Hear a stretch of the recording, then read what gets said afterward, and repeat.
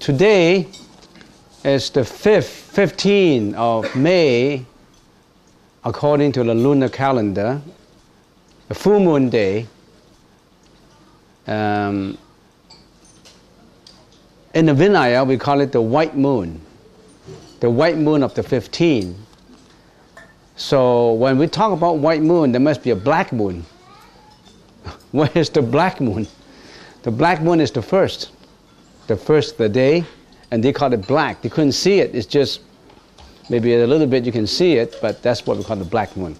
But anyway, without further ado on superfluous thinking, let's attempt to answer the first question. There are other days for meditation?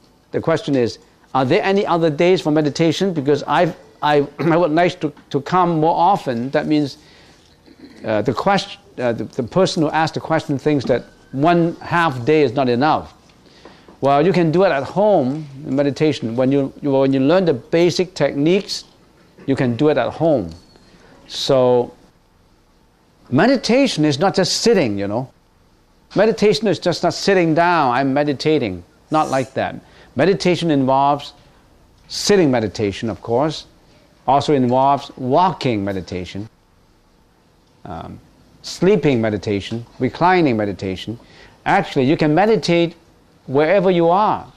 Meditation is, at the preliminary stage, be mindful. At an advanced stage, also be mindful. So meditation is, first of all, you have to be mindful of yourself. So not just sitting down.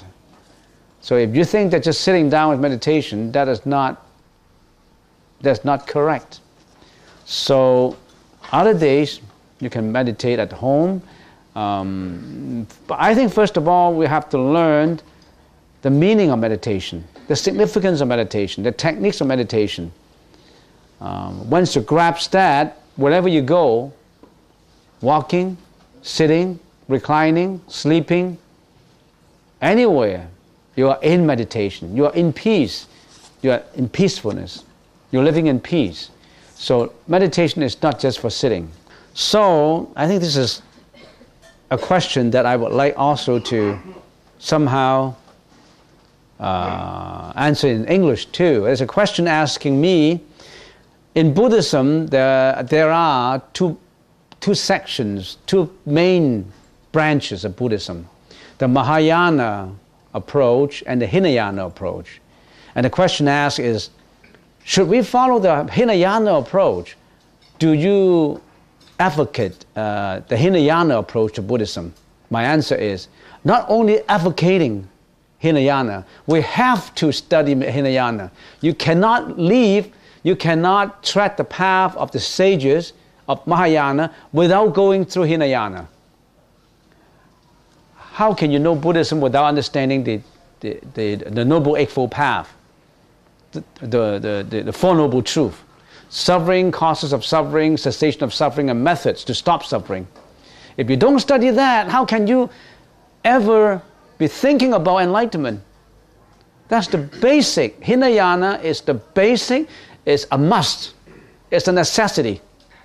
So if you don't know the four contemplations, how can you even meditate? What are the four contemplations? Contemplation of the body as impure, contemplation as the perception, the feelings as suffering, contemplation of conceptualization as impermanent, and contemplation of the consciousness and Dharma as selfness, without essence. Now, all these four contemplations, if you don't learn these four contemplations, you haven't approached Buddhism at all. And some people, when they study Buddhism, they only just look at the meaning. What's the meaning of impurity? What's the meaning of karma? What's the meaning of rupa, arupa? If you're asking questions like the meaning, why don't you take a look at the website in the dictionary? You can get it from a dictionary. You don't have to ask me. Don't involve yourself in just the meaning of the words. What is contemplation of impurity? What's the definition of impurity? Well, if you're always talking in terms of just the language, you're missing the point. We're not finding the meaning of the words. The words has not very many significance. It's just like when we go to Victoria, we got to get onto the ship, and you're asking, what's the time schedule of the ship? What's the ship make up of? Who's the captain? Is there a cafeteria on the ship? How much do they charge? Is it made of metal, made of wood? Is it carpeted? Is it comfortable? You're asking everything about a ship. You never set your foot on board. You're never in the sail. You're just asking for definitions. You're just asking for meaning of the words. You're missing the whole point. Why just ask definitions? Why do you want to just involve with words? Get onto the board, sail through it, through the ocean of mental afflictions, go through it and get to shore of enlightenment. You have to sail. Set sail for it. Not just looking at the sunset. Some people just look at the sunset without going ashore. You set sail and get to the sun. Get to view the sun. Get to go to Victoria by yourself. Step on shore. Not just interested in the ship. Not just interested in the definitions and what is Buddhism, what is the Eight Noble Path, the Four Noble Truths, what is impurity, what is karma, what is causality, what is impermanence. And the eighth realization, the first realization is the world is impermanent. How do you define impermanent? I mean, those, why don't you take a look at the website? Save time. All right? So, that's the second question. Third question is about 2 weeks to go. This is very good handwriting. I don't know who, there's no name on it, but I think this is good handwriting. About 2 weeks ago, you mentioned something called conceptualization and how it relates to how our mind works. Could you please talk a little more about it, or perhaps suggest a book or website where I can read more about it? It sounds like a very interesting topic and could spark many psychology and Buddhism research. Conceptualization. Yes, I was involved in conversation in Hong Kong just about a month ago, and I have a group of people. I have 2 professors from that academy, and it's an academy of motivation. That academy is dealing with lectures and organizing courses in motivating people, in solving people's depression problems, understanding their problems. And many people enroll with that course, with a lot of courses in there. And somehow the 2 professors would like to talk to me in the luncheon. So I went to the luncheon, attended the luncheon, and they asked a lot of questions about conceptualization. And of course, when they ask questions about Buddhism concerns very much about the mind, about consciousness. So Buddhism is a very profound, if you want to define Buddhism as whether it is psychology or not, it's a very profound psychology. And so I said a lot of things about mentality, about the mind. And then one of the professors said, yes, the problems with the society, with individual, with problems in the family, with problems why people suffer from depression is they conceptualize too much. They form their own conceptualization since birth because of the background of the family, because of the background of education, because of the influences of society, because of family members. They form certain conceptualizations, and these conceptualizations were being imposed onto them partially by the environments, and of course they formed their own conceptualizations. So the professor said, so my main concern in my role, in my course, as a motivational lecturer, is to tell them deconceptualize yourself. That's what he says. Deconceptualize yourself. In other words, all your conceptions at birth, all your conceptions that you learn, you throw them away. You throw them away, and then you're okay. Well, I said, wow, yeah, I would like to make a reservation on that statement, because it's good to conceptualize, but then if you still have that ego, how can you deconceptualize? You use your ego to deconceptualize. So you have to, in other words, before you deconceptualize, you have to have a basis for this conceptualization. You can't just say that, I want to throw away all my values. They're no good. I want to deconceptualize. But you have to understand, first of all, you have to understand what these values are. You have to realize your conceptualization first. And that's exactly what Buddhism is talking about. Buddhism talks about the world. Buddhism talks about yourself. Buddhism talks about your body. What is my body? The five skandhas make up of. So Buddhism tells you a lot of the worldly conceptualization first. And then Buddhism says, is that conceptualization right? Or is that wrong? What's the problem with that conceptualization? Well, without understanding this conceptualization, how can you deconceptualize? You must be standing away from the conceptualization to deconceptualize it. So what do?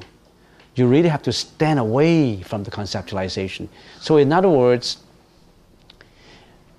in order to deconceptualize, first of all, you have to understand yourself. You have to understand yourself in relation to the world. You have to understand not just the conceptualization that you have, conceptualization surrounding you. You understand first. And then you start to think about what kind of conceptualization. You have to study, how do I throw away my ego first before you deconceptualize. And as a matter of fact, when you are egoize yourself, you are at the same time deconceptualizing yourself. So in other words, this conceptualization is actually the purity, the purification. So how do you, in conceptualization, in Zen Buddhism, I'll give you an example. When we are meditating, one of the branches of Zen Buddhism, they have a method to deconceptualize. How do they deconceptualize? When they meditate on a koan, K-O-A-N, koan. In Zen Buddhism, one branch is to meditate on the koan, K-O-A-N. What is this koan? Koan is a query, a question. And that question sometimes is like this. Who is meditating Amitabha? Who is meditating the Buddha's name? Who is doing that? 念佛是谁? Who is chanting that Buddha name? What does that mean? Who is deconceptualizing? Who is conceptualizing? Who is conceptualizing? And then you have that question. They meditate on that question. Who is conceptualizing? Or who is deconceptualizing? Even the person who deconceptualized, they ask him, who is conceptualizing? Who is deconceptualizing? The 念佛是谁? They meditate on the koan. Some people say, oh yeah, meditate on the question. So if you can find the answer, that means you become enlightened, right? You're asking yourself a question, who is conceptualizing, but then if you find the answer to it, then you become a Buddha, isn't it? That's not it. That's not it. You keep on raising that query in your mind, just that query, just that question, nothing else. And I give you an example on how it works. Your mentality is just like a balloon. In that balloon, That balloon is so elastic that it fills out the whole universe. It can be as small as a molecule, as big as the whole universe, because elasticity is unlimited. That balloon, because you're conceptualizing, there's a lot of thoughts in that balloon. All these ages, eons of lives, you form a lot of thoughts. What are these thoughts? Thoughts of greediness, jealousy, hatred, mental afflictions, hurdles you have to go through, depressions, fear, disappointment. All these things are in that balloon, the mind balloon that you have. All the conceptualization is there. And it's always working. And now you're using one sentence, who is conceptualizing? To replace that. You don't want to think about all those greediness anymore. No depression, thinking, no greediness, no afflictions, nothing like that. You just have one thought, and that thought is 念佛是谁? That's the only thought that occupies that balloon. So that thought is the only thought, not trying to find an answer. It's just that thought. And then that thought will grow because you concentrate in that thought, no other thought. Then all the other thoughts of greediness, hatred, depression, fear, disappointment, they're not arising.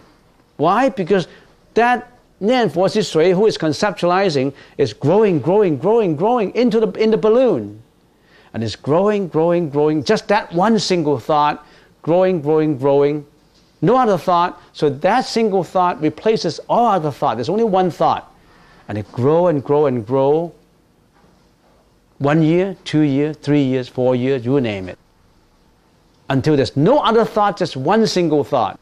But that one single thought, when the time comes, when the right opportune moment comes, because of many other reasons, all of a sudden, that balloon that is so big with that one thought, somehow a needle put through it, then it cracks. When it cracks, then you know everything. Why? Because you have that one thought. When it cracks, even that thought is gone. Now, how do I explain it? that thought is gone, then you see the whole universe. Because all these mental afflictions were replaced by that one thought, and at the end, even that thought is gone. When that thought is gone, what's the significance? There's enlightenment.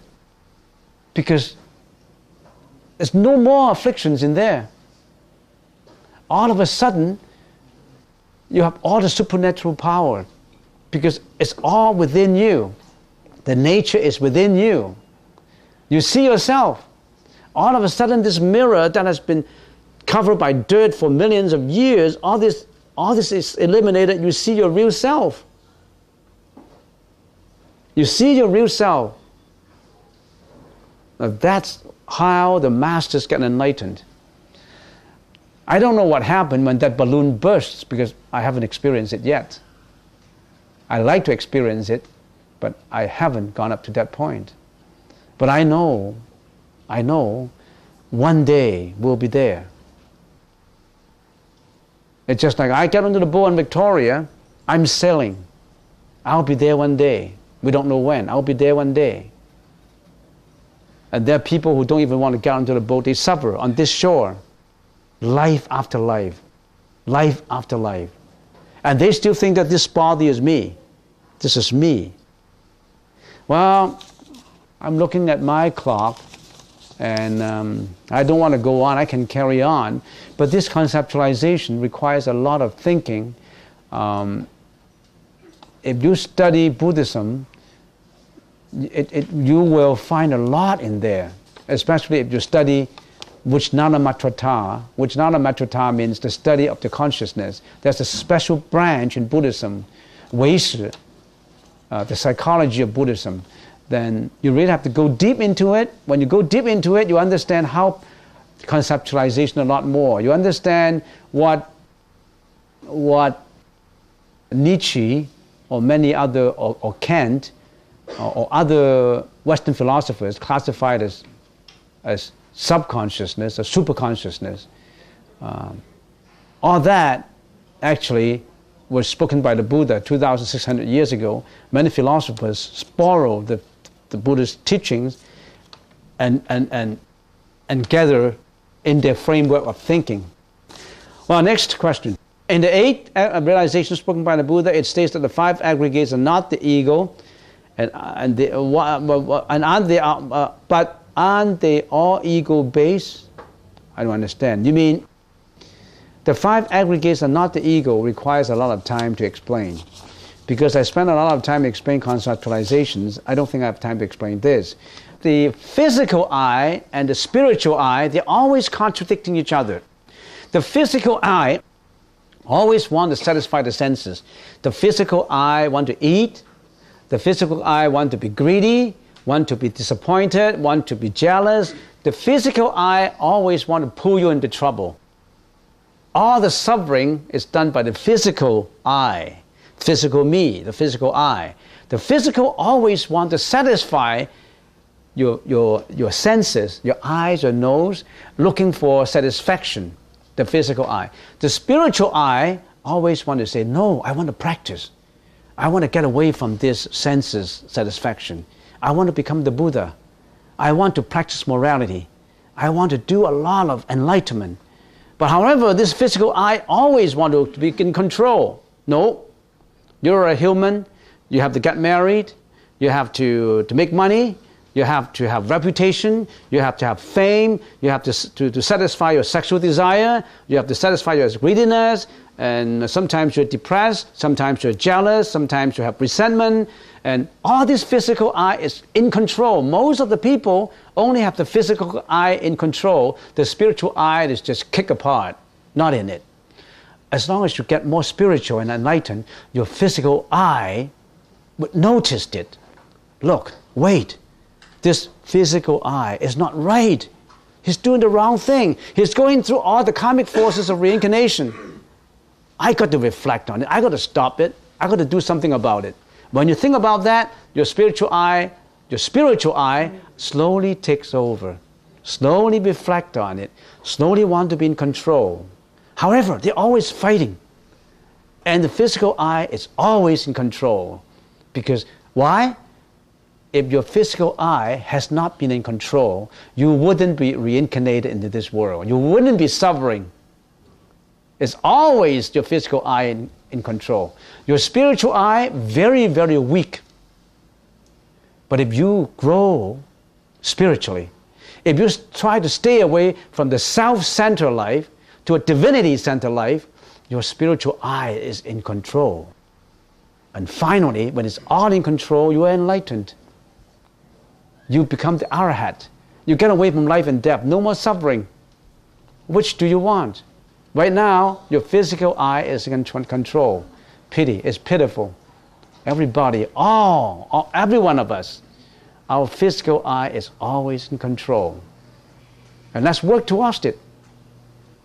It's life after life. Work towards it. That's what the Buddha said.